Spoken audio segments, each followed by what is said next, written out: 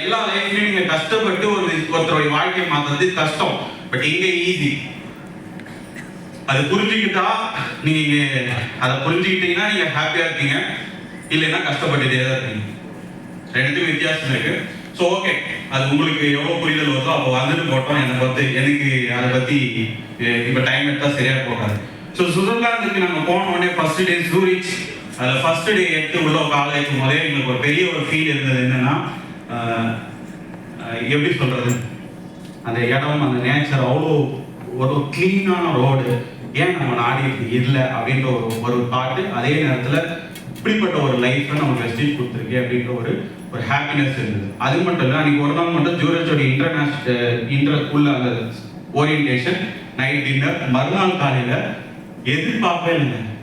இப்போ நம்ம மலைலாம் பார்த்துருக்கோம்ல, நம்ம ஊரில் பெரும்பாலும் நம்ம வீட்டுக்கு போனால் திருப்பதி போயிருக்கோம்னா திருப்பதி மலைக்கு போயிருக்கோம், பஸ்ஸில் போயிருக்கோம். பட் ஃபர்ஸ்ட் டே திருப்பதி அங்கே மலை பார்த்தீங்கன்னா ஒரு மலையிலேருந்து இன்னொரு மலை கனெக்ட் ஆகுது, அந்த மலையிலேருந்து இன்னொரு மலை கனெக்ட். அந்த மாதிரி ஒரு லைஃப், அந்த மாதிரி ஒரு சுச்சுவேஷன் நான் பார்த்ததே கிடையாது. ஆனா அவ்வளோ பெரிய கஷ்டமான அந்த மலை பாதைய ரொம்ப ஈஸியா கொண்டு போயிட்டேன். ஒரு மிஞ்சி போன ஒரு 20 நிமிஷம் தான் நம்ம சென்டர் பிளேஸ், அதுக்கப்புறம் அடுத்த பிளேஸ் போனோம். ஸோ ஃபர்ஸ்ட் பிளேஸ்ல ஒரு லேக் அந்த மாதிரி ஏரியா இருந்தது. அது கொஞ்சம் பிரேக்ஃபாஸ்ட் சாப்பிட்ற மாதிரி. அடுத்தது ஒரு ஏரியா, அதுக்கப்புறம் ஒரு ஏரியா. அங்கே போனால் தான் பனிலாம் கோயில்ந்து இருக்கு. ஸோ அங்கே ஃபோட்டோ எடுத்துக்கலாம். இப்போ நாங்கள் போனனால தான் லீஸ்ட் பனிப்பொழிவு இருக்கிறதுனால அந்த ஒரு வாரம் 1.5 வாரம் தான் பனிப்பொழிவு கம்மியாக இருக்கு. அதனால தான் எங்களால் எல்லாத்தையும் உங்களுக்கு ஃபோட்டோ எடுத்து அனுப்ப முடிஞ்சது. ஆனால் அதுக்கு முன் வாரம் 2 வாரம் மழை பெஞ்சது, அதுக்கடுத்த வாரம் தான் மழை பெய்யுது. அங்கே எனக்கு அந்த ஜூரிச் நகரில் பார்த்த ஒரு விஷயம் என்னன்னா, நமக்கு எப்போ பார்த்தாலும் வெயில் இருக்கு. மிஞ்சி போனால் ஒரு 3 மாதம் பனி, அதுவும் ஐஸ் பனிலாம் கிடையாது. அங்கே விவசாயம் எப்படி பண்ணுறாங்க, எப்படி அவங்க லைஃப்பை ரன் பண்ணுறாங்க. 6 மாசத்துல உழைச்சிட்டு மிச்சம் இருக்கிற 6 மாசத்துல எப்படி அவங்க பனியிலேயே வீட்டுக்குள்ளேயே சிறை மாதிரி இருக்கிறாங்க.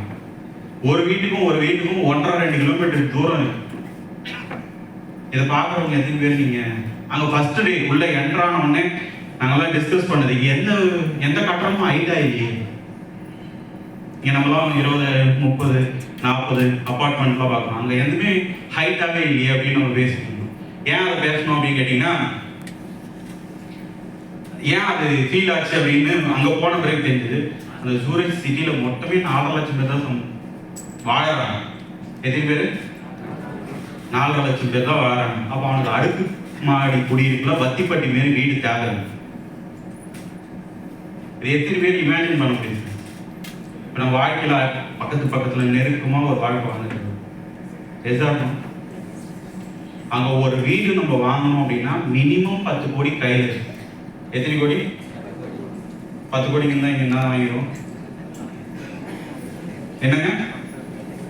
சரி, நம்ம தாட் அப்படி இருக்கு. பட் ஆனால் அங்கேயும் வாழறாங்க. இங்கேருந்து பணத்தை எடுத்துமே அங்கே இன்வெஸ்ட் பண்ணுறாங்க, அவ்வளோ சம்பாதிக்கிறாங்க. சுவிட்சர்லாந்து போனோம்னா தனி visa process. So first day ரொம்ப ஹாப்பியாக போச்சு. அந்த மாதிரி ஒரு எக்ஸைட்டிங்கான ஃபீல் நான் பார்த்ததே இல்லை லைஃப்ல இருந்தது.